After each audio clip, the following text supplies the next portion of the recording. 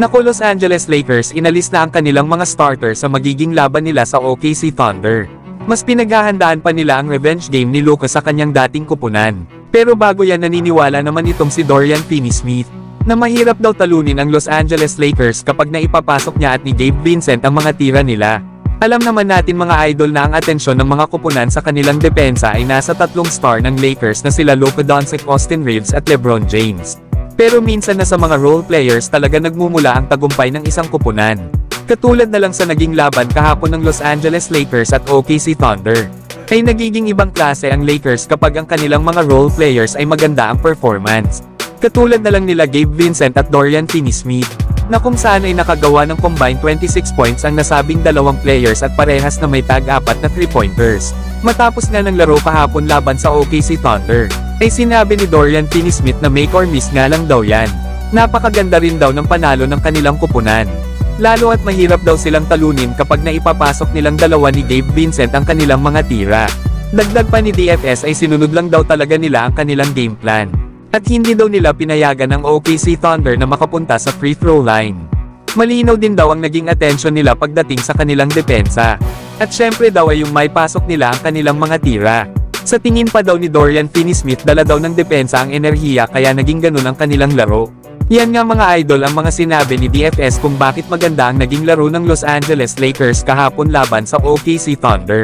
Malinaw nga mga idol na malaki ang papel ng mga role players ng Lakers kung bakit nananalo ang kanilang kupunan. Kagaya na lang sa naging laban ng Lakers sa Houston Rockets noong nakaraan. Nasa 40 points nga ang ginawa nila Dorian Finney-Smith at Gabe Vincent kapag pinagsama. Parehas din ng dalawang players na may tag-anim na 3-pointers. Pero sa naging pagkatalo ng Lakers laban sa Golden State Warriors, ay nasa 5 combined points lang ang nagawa ng nasabing dalawang players. At 1 out of 10 lang ang mga ito beyond the arc.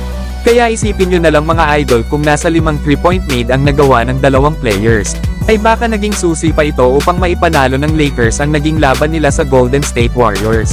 Lalo at nasa 7 points lang naman ang naging kalamangan ng Warriors sa Lakers noong sila ay nanalo.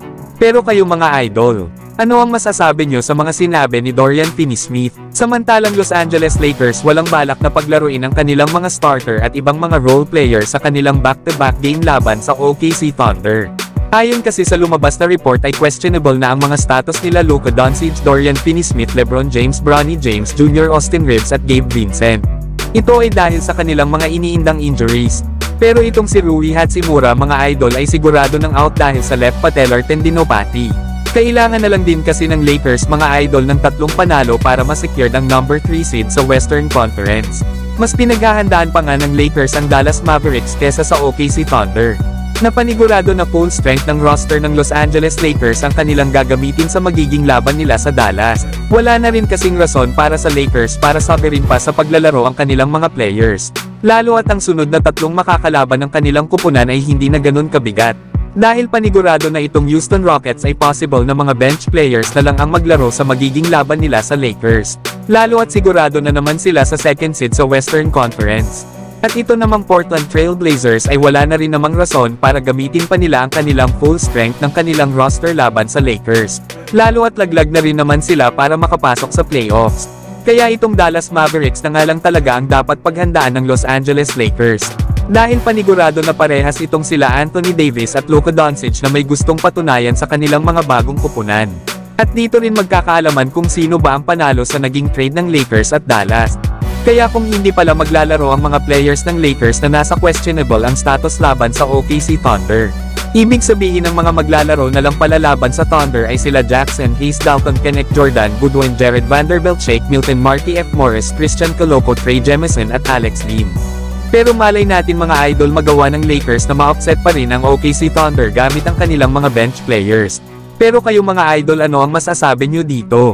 Good move ba na pagpahingahin ng Lakers ang kanilang ibang mga players para paghandaan ang laban nila sa Dallas Mavericks?